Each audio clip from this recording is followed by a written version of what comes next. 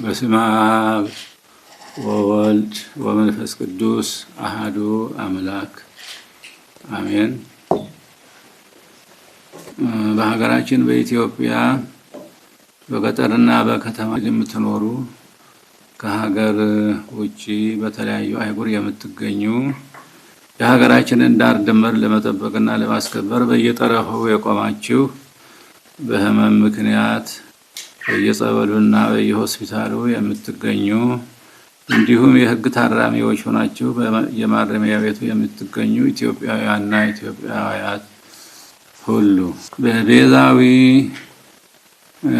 መስዋዕትነቱ ከሞተ ኃጢአት ታድጎ የትንሣኤ ሙታንን በር የከፈተልን ጌታችን ኢየሱስ ክርስቶስ እንኳን ለብርሃነ ትንሣኤው በሰላም አደረሳችሁ።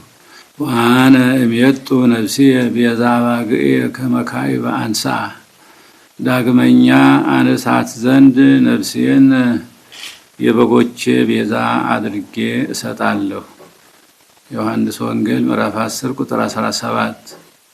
ጌታችን አምላካችንና መድኃኒታችን ኢየሱስ ክርስቶስ በሰብአዊ ክዋኔው ሰው ቢሆንም በመለኮታዊ ክዋኔው የአብና የመንፈስ ቅዱስ ቃል ወይም ወልደ እግዚአብሔር ነው።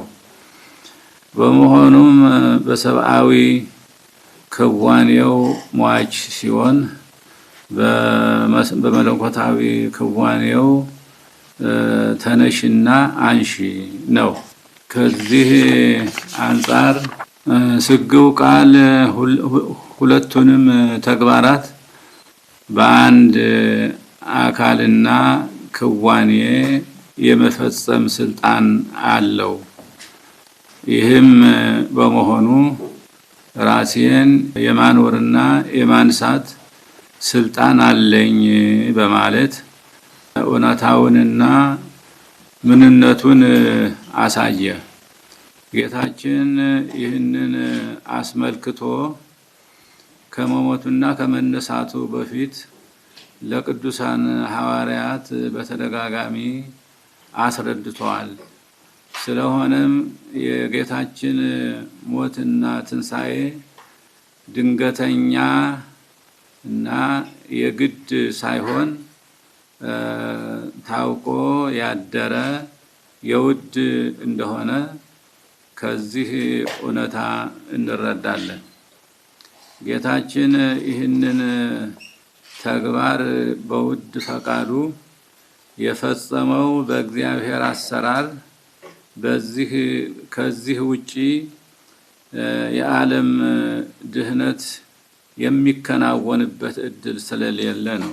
በእግዚአብሔር አሰራር ኃጢአትና በደል የሚሰረዘው በቤዛዊ መስዋዕት ብቻ እንደሆነ ከብሉይ ኪዳን ጀምሮ በነበረው የቤዛዊ መስዋዕት አቀራረብ የታወቀ ነው። በመሆኑ የሰው ምልአተ ኃጢአት ሙሉ በሙሉ ሰውረው ሰውን ከሞት ቅጣት ነፃ ለማውጣት ብቃት ያለው ቤዛዊ መስዋዕት ወደ እግዚአብሔር መቅረብ ነበረበት። ይሁን እንጂ ለዚህ አይነቱ ቤዛዊ መስዋዕት ብቁ የሆነ ከፍጡራን ወገን ስላልተገኘ ለሊሁ መስዋዕት ወለሊሁ ሰዋኢ ወለሊሁ ተወካፊ መስዋዕት ማለትም ራሱ መስዋዕት አቅራቢ ሊቀ ካህናት ራሱ ተወካፊ መስዋዕት አምላክ ሆኖ የቤዛነታችንን መስዋዕት ለራሱ አቀረበ።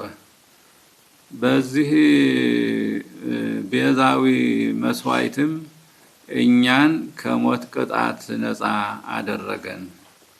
ትንሣኤያችንንም በትንሣኤው አበሰረ። በክርስትና ሃይማኖት የሚገኝ ፍጹም ድህነትና ነፃነት በዚህ ቤዛዊ መስዋዕት ላይ የተመሰረተ ነው።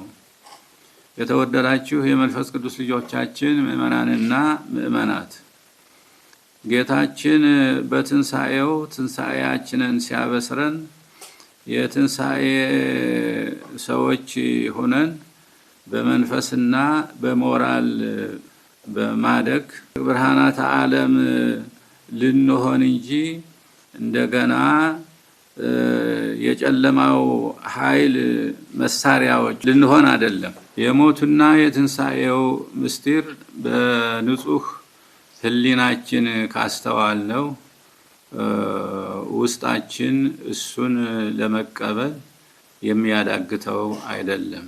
ከዚህ አንፃር በትንሳኤው አምነን ትንሳኤያችንን እየተጠባበቅን የምንገኝ ህዝበ ክርስቲያን በቅን አስተሳሰብ በርቱ አእምሮና በኃይል ሃይማኖት እየታገዝን ጨለማውን ዓለም ወደ ብርሃን ለመለወጥ መጣርና መትጋት ይጠበቅብናል።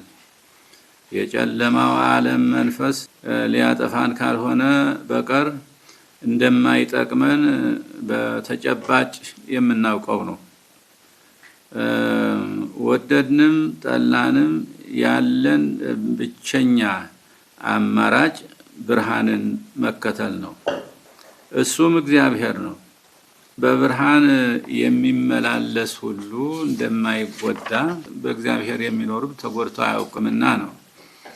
ዓለም እንዳጠቃላይ በጨለማ ተውጦ ሲተረማመስ የምናየው